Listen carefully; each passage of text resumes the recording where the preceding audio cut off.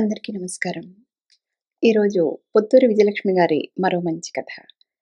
కథ పేరు 'కదంబం పుణుకులు'. ఇక కథలోకి వెళ్దామా? మా ఊళ్ళో మా ఇంటి పక్కనే ఓ కుటుంబం ఉండేది. ఆయన వృత్తి పౌరోహిత్యం. కొద్దిగా పొలం ఉండేది. 7 ఆడపిల్లలు ఆయనకు. ఒక్కడే మగపిల్లవాడు. మరో 4 కొడుకులు పుడితే బావుండునని అనుకునేవాళ్ళట. వాళ్ళది పూరిల్లు. బీదరికంతో బాధపడుతూ ఉండేవాళ్ళు. అందరూ చాలా మంచివాళ్ళు. వాళ్ళ తిప్పలు వాళ్ళు పడేవాళ్ళు కానీ ఎదుటివారిని యాచించి ఎరుగరు వాళ్ళు. ఆడపిల్లలందరూ చక్కని చుక్కలు. బారెడేసి జడలతో చూడముచ్చటగా ఉండేవాళ్ళు. పాపం లేమిలో ఉన్నారని అందరూ అంతో ఇంతో సాయం చేస్తూ ఉండేవారు. సాయం అంటే డబ్బు రూపంలో కాదు. అలా డబ్బు సాయం చేసే అవకాశం ఎవరికీ ఉండేది కాదు అప్పట్లో. పొలంలో పండిన కందుల్లో 4 సేర్లు ఇవ్వడం, దొడ్లో పండిన కూరగాయలు ఇవ్వడం, చింతకాయలు ఇవ్వడం, పాత చీరలు ఇచ్చి లంగాలు కుట్టించుకోమనడం వంటి సాయం చేసేవాళ్ళనమాట. వాళ్లతో నాకు మంచి స్నేహం. ముఖ్యంగా వాళ్ళ మూడో అమ్మాయి సీత నాతోటిదే. నా రాక కోసం ఎంతో ఆశతో ఎదురు చూసేవాళ్ళు. అందుకు చాలా కారణాలున్నాయి. నాకు మా నాన్నగారు పెద్ద డబ్బా నిండా చాక్లెట్లు కొనిపెట్టేవారు. అవి వాళ్ళకిస్తే ఎంతో అపురూపంగా తినేవాళ్ళు.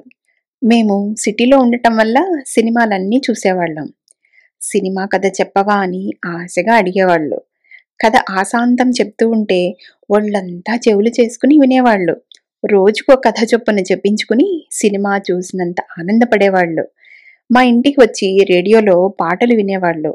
నేను కొత్తగా కొనుక్కున్న బట్టలు, బొమ్మలు మెరిసే కళ్ళతో చూసి ఆనందించేవాళ్ళు. నేను ఊరికి వెళ్ళి తిరిగి వచ్చేస్తుంటే మళ్ళీ ఎప్పుడొస్తావు అని దీనంగా అడిగేవాళ్ళు. ఎప్పుడు ఊరికి వెళ్ళినా 4-5 రోజులు ఉండి వచ్చేసేవాళ్ళం. వేసవి సెలవుల్లో మాత్రం 2 నెలలు ఉండేవాళ్ళం. అప్పుడైతే వాళ్ళకి పండగ. నాతో పాటుగా తాటి ముంజలు తినేవాళ్ళు. మజ్జిగ, నిమ్మకాయ నీళ్లు తాగేవాళ్ళు. మా ఇంట్లో పెద్ద నిమ్మ చెట్టు ఉండేది. కాబట్టి నిమ్మకాయలకి కొరత లేదు. మంచినీళ్ల బావికి వెళ్ళి బిందెతో నీళ్లు తెచ్చేది వాళ్ళ రెండో అమ్మాయి సరస్వతి. మా ఇంటికి వచ్చేది బిందెతో. నిమ్మకాయలు కోసుకునేవాళ్ళం. ఉప్పుకుండ తులసిగట్టు మీదనే ఉండేది. ఆ నీళ్లు ఓ గిన్నెలో పోసి నిమ్మకాయలు బోలెడన్ని పిండి ఉప్పేసి కలిపేసి కడుపు నిండా తాగేవాళ్ళం అందరం. ఏదైనా తినాలని తాగాలని వాళ్ళు పడే తాపత్రయం నాకు కూడా అనుభవమే. మా ఇంట్లో దేనికి కొరత లేదు. ఇంట్లో అన్నీ సమృద్ధిగా ఉండేవి. అయినా నేను తినాలనుకుని తినలేని పదార్థం ఒకటి ఉంది. మా ఊరి గుడి పక్క సందులో సామ్రాజ్యమ్మ అని ఒక ఆవిడ పుణుకులు తయారు చేసి అమ్మేది. టెన్నిస్ బంతి అంతా ఉండేవి. అనాకి 4. ఒకసారి నా ఫ్రెండ్ సావిత్రి కొనుక్కుని నాకు ఓ చిన్న ముక్క పెట్టింది. భలే రుచిగా ఉంది. ఇంకో 4 తినాలనిపించింది. వెంటనే ఇంటికెళ్ళి అణా తెచ్చుకుని కొనుక్కుందామని పరుగున ఇంటికి వెళ్ళి డబ్బులిమ్మని అడిగాను. పుణుకులు కొనుక్కుంటాను అన్నాను. ససేమిరా అన్నారు మా అమ్మ, అమ్మమ్మ. అలా బయట కొనుక్కున్న వస్తువులు తినకూడదట. కావలిస్తే ఇంట్లోనే చేసి పెడతాం అన్నారు. అలాగే చేశారు కానీ ఆ రుచి రాలేదు. ప్రతిసారి నేను గొడవ చేయడం, పెద్దవాళ్ళు వీల్లేదనటం, మొత్తానికి పుణుకులు కొనుక్కు తినాలన్న కోరికగానే మిగిలిపోయింది. ఒకరోజు మా ఇంట్లో కూర్చుని వేయించిన వేరుశనక్కాయలు తింటున్నాం. నేను, సీత, వాళ్ళ చెల్లెళ్ళును. నువ్వెంత అదృష్టవంతురాలివే, ఎప్పుడు మీ ఇంట్లో తినుబండారాలుంటాయి అన్నారు వాళ్ళు. నా మొహం ఏం అదృష్టం, పుణుకులు కొనుక్కు తినే యోగం లేదు కదా అన్నాను. అదేమిటి అని ఆశ్చర్యపోయి అడిగితే అంతా చెప్పేశాను. ఆ పుణుకులు అంత బాగుంటాయా అని అడిగారు వాళ్ళు. బాగుండటంలో కాస్త అమృతంలా ఉంటాయి. వాటి ముందు ఈ అరిసెలు, లడ్డూలు బలాదూరు. కానీ ఏం లాభం, ఆ పుణుకులు తినే అదృష్టం ఈ జన్మకు లేదు నాకు అన్నాను. వాళ్ళు జాలిపడ్డారు. అయ్యో పాపం, మేం కొని పెడతానులే అన్నారు. నాకు నవ్వొచ్చింది. మీరెలా కొనిపెడతారు, మీ దగ్గర డబ్బులు ఎక్కడున్నాయి అన్నాను. డబ్బు సంపాదిస్తాం అన్నారు. అలాగే సంపాదించారు. వెంటనే కాదు, ఏడాది తర్వాత. ఎలాగంటే వర్షాకాలం వచ్చాక దొడ్లో కనకాంబరం మొక్కలు, మరువం మొక్కలు నాటి నీళ్లు పోసి సాకారు. వేసవికాలం వచ్చేసరికి అవి పెరిగి పెద్దవై బోలెడన్ని పూలు పూశాయి. అవన్నీ కోశారు. జనార్దన్ రావు గారింట్లో చెట్టున కాసిన బత్తాయి కాయ ఒకటి అడిగి ఆ కాయని జాగ్రత్తగా సగానికి కోసి రసం పిండి లోపలున్న పిప్పి అంతా తీసేసి ఆ డొప్పలతో త్రాసు తయారు చేశారు. కనకాంబరాలు, మరవం కొమ్మలు తీసుకుని ఎండవేళ మా ఇంటికి వచ్చారు. అమ్మమ్మ పూలు కొంటారా అని అడిగారు. తాతయ్య కూడా అక్కడికి వచ్చారు. ఏమిటే పిల్లలు, ఏం పూలవి అంది అమ్మమ్మ. చిన్న బుట్టలో తడి బుట్టలో చుట్టుపెట్టిన పూలు మరవం తీశారు వాళ్ళు.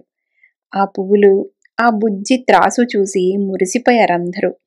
ఎంత అని అడిగారు తాతయ్య. కనకాంబరాలు తులం అణా, మరువం అణాకి 2 కట్టలు అని చెప్పారు వాళ్ళు.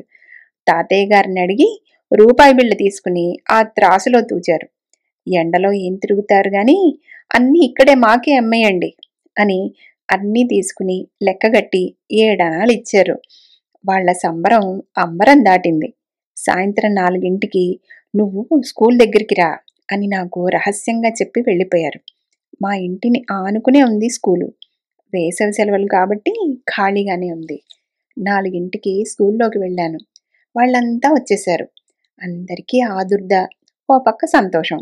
సీత 3 చెల్లెళ్లను వెంట పెట్టుకుని సామ్రాజ్యమ్మ దగ్గరికి వెళ్ళి 7 అణాలకి పుణుకులు ఇమ్మన్నారట. ఆవిడకి అనుమానం వచ్చింది. ఎక్కడివి మీకు ఇన్ని డబ్బులు అని అడిగిందిట. మావే అన్నారట వీళ్ళు. ఆవిడ నమ్మలేదు. ఎక్కడి నుంచి వచ్చాయి, పదండి మీ ఇంటికి అని బయలుదేరింది. వద్దు అని మొత్తుకున్నారట వీళ్ళు. అయినా ఆవిడ వినలేదు. ముందు ఆవిడ, వెనకాల వీళ్ళు దారంతా ఏడుస్తూ. అందరూ ఇళ్లలోంచి బయటకొచ్చారు. మా ఇంట్లో నుంచి అందరూ వాకిట్లోకి వచ్చారు. మా ప్లాన్ అంతా పాడైంది. రహస్యం బట్టబయలైంది. కరణం తాతయ్య గారింట్లో పూలు ఇచ్చి వస్తామని చెప్పి మీరు చేసిన నిర్వాకం ఇదా? తాతయ్యకి పూలు డబ్బులకి అమ్ముతారా? ఆ డబ్బులతో చిరుతిళ్లు కొనుక్కు తింటారా అని వీళ్ళ అమ్మ తలా 2 బాధిందట.